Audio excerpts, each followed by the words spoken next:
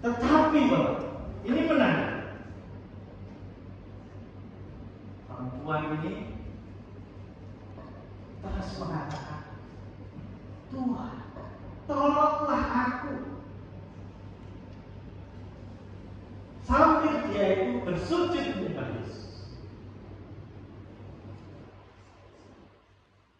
Jadi dikatakan Yesus nampaknya ingin menegaskan kembali. Ini loh, aku itu diutus hanya untuk orang-orang Israel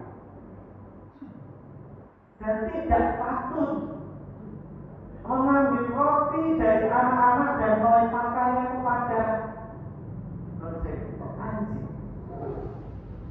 Nampaknya perkataan Yesus ini kasar sekali. Bapak Ibu, kalau kita mencermati teks ini, kalau kita membaca terjemahan dalam bahasa Yunani, Yesus tidak menggunakan uang yang biasa dikatakan oleh orang-orang Israel untuk mengatakan kepada bangsa Yahudi, yaitu anjing piaraan. Yesus menggunakan kata kunarion,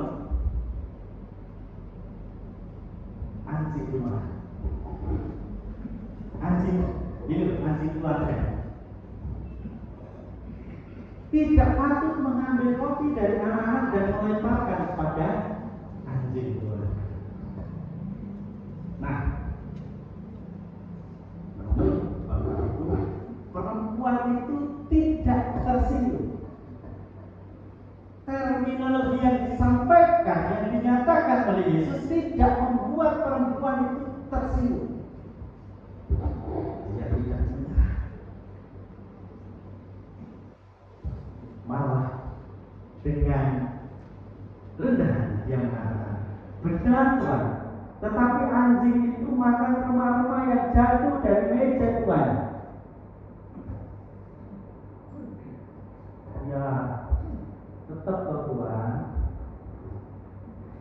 anjing itu hanya makan remah-remah, bukan seluruh roti yang utuh, hanya sisa-sisa. Kalau tuannya pudel, Bapak Ibu, apa yang dikatakan oleh Yesus? Karena perempuan itu begitu ingin agar anaknya sembuh, dia tidak menyerah. Apa yang dikatakan Yesus? Hai itu besar iman, maka jadilah kepadamu seperti yang kau kehendaki. Dan Bapak Ibu dan Saudara yang dikasihi Tuhan, apa yang bisa kita pelajari dari teks ini? Hari ini kita berkumpul bersama. Hari ini kita ingin menyatakan kehidupan perkumpulan kita bersama di hadapan Tuhan. Ada kata kunci yang penting, bahwasanya kita bisa belajar dari perempuan non-Yahudi, yaitu yang pertama adalah datang dengan rendah hati kepada Tuhan. Bapak Ibu, kita adalah manusia yang lemah. Manusia yang lemah, kita tidak bisa menyombongkan kehidupan kita. Kita tidak selamanya merasakan, kita tidak selamanya gagah, kuat. Ada saatnya kita turun. Hari ini mari kita datang kepada Tuhan dengan kerendahan hati, seperti perempuan Kanaan. Ibu tadi menunjukkan sikap yang rendah hati, tidak mudah terpancing untuk marah. Dengan marah, dengan emosional, tidak terkontrol mengakibatkan komunikasi terputus. Timbul yang marah. Coba kalau seandainya ibu itu saya, kemungkinan saya marah, kemungkinan saya sakit hati ketika kita minta tolong kepada anak atau cucu kita, minta tolong ambilkan air, nanti masih sibuk, rasanya mantel, rasanya jengkel, rasanya pengen susu. Tetapi itu tidak menyelesaikan masalah. Pengalaman perempuan Kanaan mengajar kepada kita untuk bersikap rendah, walaupun tidak dianggap, bahkan seperti anjing rumahan.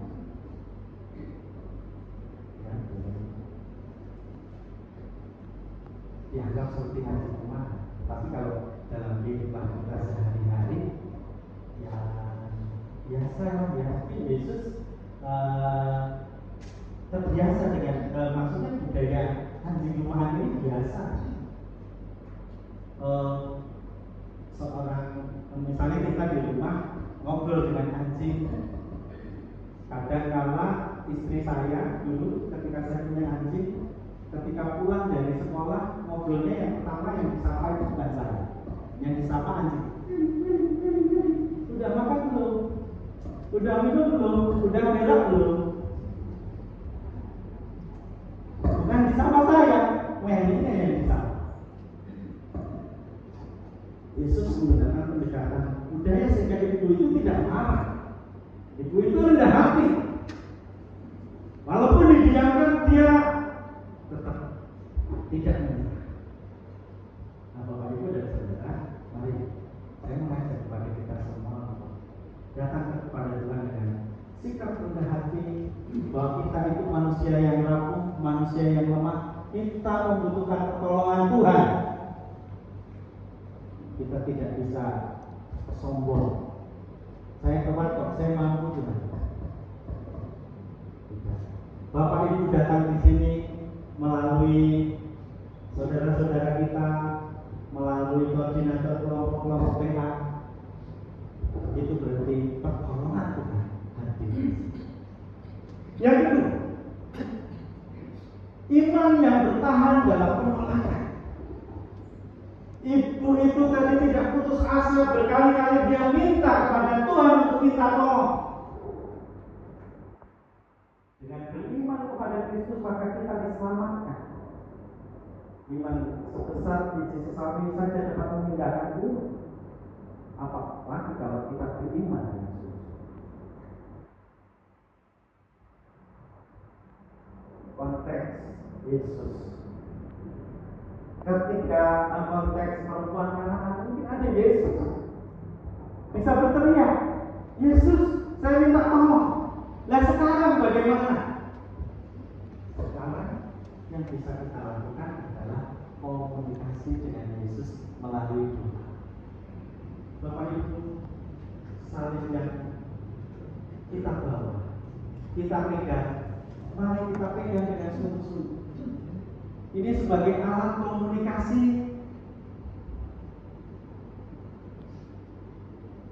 Kepada Tuhan kita bisa berdoa.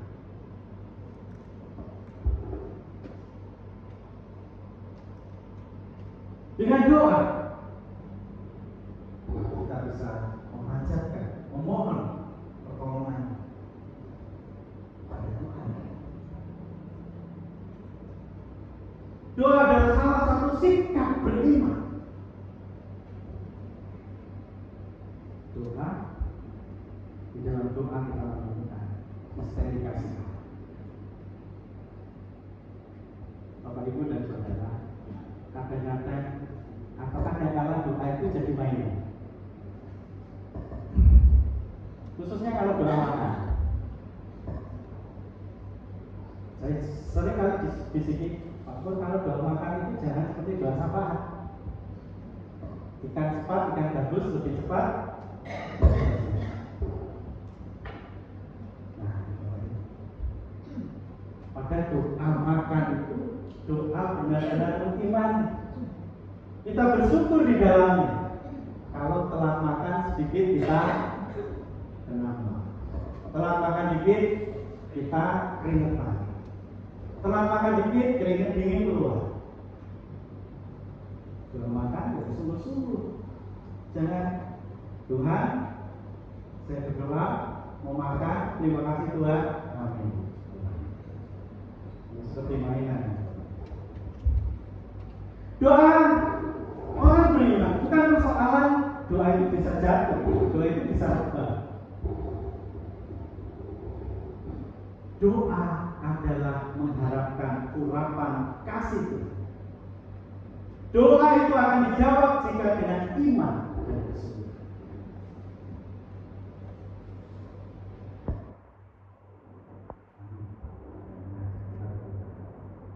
Salib yang Bapak Ibu pegang menjadi simbol sarana kita berjumpa.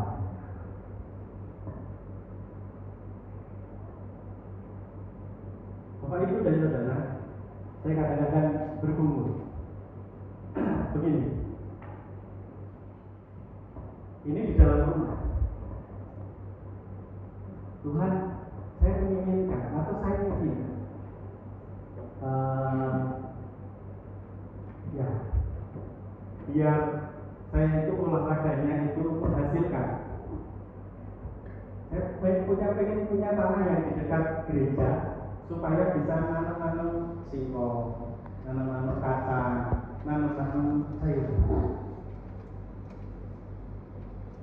Saya pikir Bapak Ibu dengan doa itu saya bisa nabung dulu, saya bisa ngantor istilahnya mempersiapkan. Tapi ternyata kecepatan kayaknya. Saya buka pintu ada tetangga.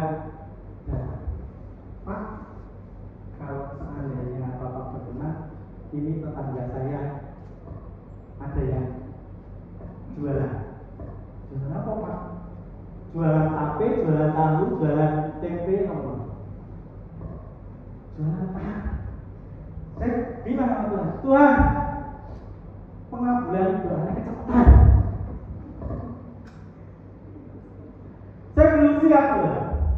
Dan itu sering terjadi dalam kehidupan saya atau keluarga. Nah, kadang-kala itulah misteri doa. Terus yang kedua, yang ketiga, mari kita bersyukur untuk remah-remah anugerah Tuhan yang Tuhan berikan kepada kita. Bapak Ibu, dalam usia kita ini hidup kita itu tidak terus jejak seperti kita melihat matahari yang berada di tengah terus. Saya berangkat tadi, mataharinya agak sedikit di tengah. Kalau saya sampai itu di kampus, mataharinya sudah condong. Hidup kita seperti itu, gitu. Sering kalau istilahnya orang Jawa itu sengini. Wes arep payai ketutup awan. Matahari sudah mulai tenggelam. Usia Anda sudah mengalami B5. Apa B5? Beser, budek, kemudian buyutan, berubah, belabur, terus buyutan, boyok, boyok. Nah, gebuk.